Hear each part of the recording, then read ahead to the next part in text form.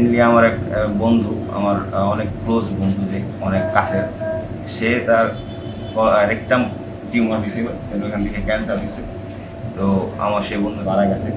কিন্তু টাইম মতো কোলোনোস্কোপি করলে কিন্তু ডক্টর আটকে দেবে। হ্যাঁ, তো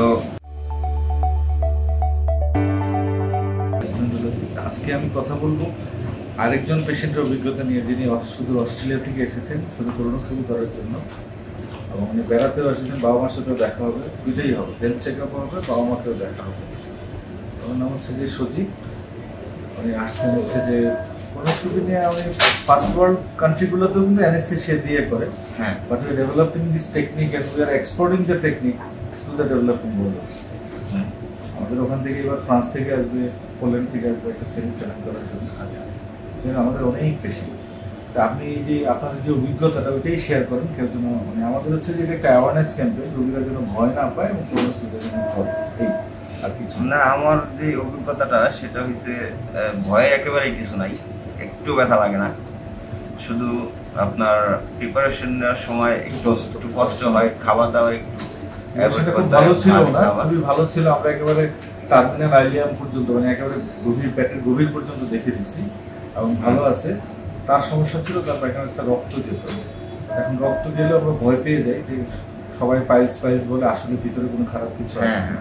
এটার জন্য অবশ্যই চেক আপ করা দরকার। হ্যাঁ, সবারই উচিত আসলে কলোনোস্কোপিটা একবার হইলেও চেক আপটা করাই ফেললে ভালো হয়। কারণ হচ্ছে আপনার নিজের যে হেলথ, ইনার হেলথ যেটা আছে, গাট হেলথ, সেটা ভালো আছে কিনা সেটা জানা থাকলো, টেনশন থাকলো না।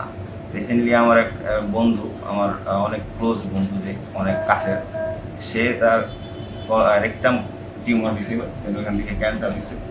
তো আমার সেই বন্ধুটা আমার থেকেও 2-3 বছরের ছোট, অনেক ভালো মানুষ ছিল। গত 2 মাস হলো উনি মারা গেছে।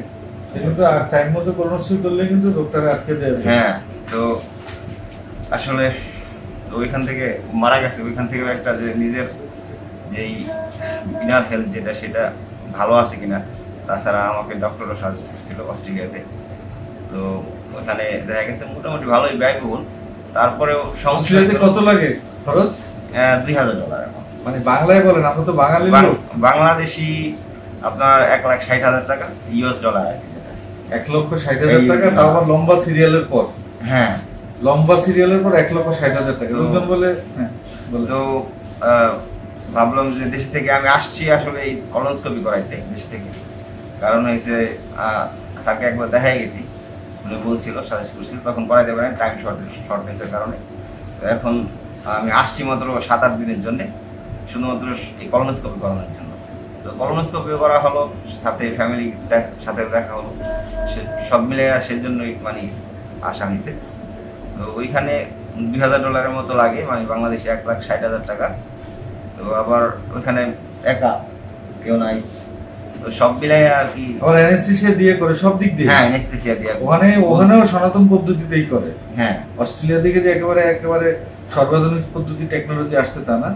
তো অস্ট্রেলিয়াতে যেটা $1,60,000, এটা আমরা মাত্র $10,000 টাকায় করলাম। হ্যাঁ, এবং অনেকে ভয় পায়, কলোনোস্কোপি করাইতে অনেক ভয় পায় যে হয়তো বা ভিতরে অনেক ব্যথা পাবে। আসলে আলহামদুলিল্লাহ কোনো ব্যথাই পাই নাই, আমি ফিলই করি নাই।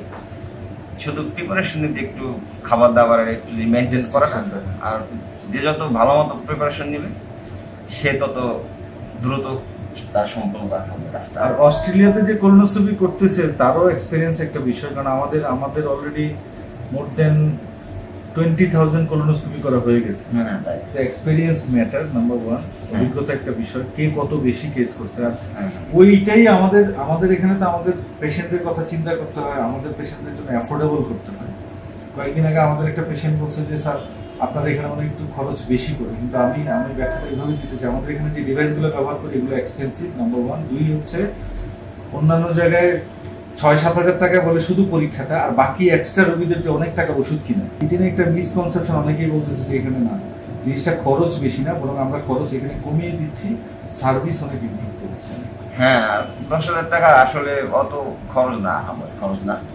হ্যাঁ, মানে অন্যান্য ডায়াগনস্টিক সেন্টার আশেপাশে যারা আছে তাদের তুলনায় আমি বললাম। হ্যাঁ, আপনি তো অস্ট্রেলিয়া থাকেন, আপনাদের হিসাব করছেন $1,60,000 তুলনায় 10,000 টাকা কিছু, কিন্তু আমাদের দেশে তো অনেকে আছে যাদের জন্য 10,000 টাকা কষ্টকর হয়ে যায়, কিন্তু আলটিমেটলি তাদের জন্যই বলি, তারা ওই যেখানে অল্প টাকার খপ্পরে পরে আলটিমেটলি পরীক্ষাটাও ঠিক মতো হলো না, রিপোর্টটাও ঠিক মতো হলো না, রিপোর্টটা ভালো হলো না, কমপ্লিট হলো না, পুরোটি দেখ অনেক জায়গায় পুরোটা দেখতেও পারে না, দেখে না। সব থেকে বড় কথা হয়েছে অজ্ঞানটা হইতে হয় না। আমি মনে করি অনেক অজ্ঞানকে ভয় পান।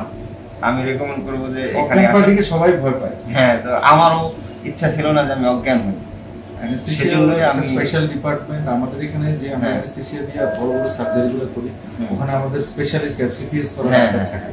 দে will take care, it's a very specialist subject. হ্যাঁ, অজ্ঞান করা এবং জ্ঞান ফেরত আনা, এটা কিন্তু অনেক বড় একটা প্রসিডিউর আছে। হ্যাঁ, অনেক লম্বা প্রসিডিউর, অনেক যন্ত্রপাতির বিষয় আছে, হ্যাঁ, ওষুধের বিষয় আছে। আমার এক্সপেরিয়েন্স আছে অজ্ঞান করা। আমার এখন নাকে অপারেশন হয়েছিল তখন, তো আমি চাইতেছিলাম না যে অজ্ঞান হই, সেজন্যই মূলত মাশফিক আহমেদ ভুঁইয়া স্যারের কাছে আসলাম। আসার পরে এখন আলহামদুলিল্লাহ ডান হয়ে গেছে। ভালো আছেন আপনি? ওকে, হ্যাঁ, এইমাত্র ওটি কোলোনোস্কোপি করলো, লোকজন বিশ্বাস করছে না স্যার অ্যানেস্থেসিয়া দিয়া কি ঘুম পাড়ানো করে ব্যথামুক্ত, নাকি অ্যানেস্থেসিয়া ছাড়া ব্যথামুক্ত? তো যেটা বলতে চাই, অ্যানেস্থেসিয়া ছাড়াই এই পদ্ধতিটা ব্যথামুক্ত। হ্যাঁ, ব্যথামুক্ত। So this is the proof. হ্যাঁ, তো আমি রেকমেন্ড করব আসবেন যারা অ্যানেস্থেসিয়া ভয় পান, প্লাস যাদের ব্যথামুক্ত, মানে ব্যথা নিয়ে অনেক আতঙ্ক থাকে।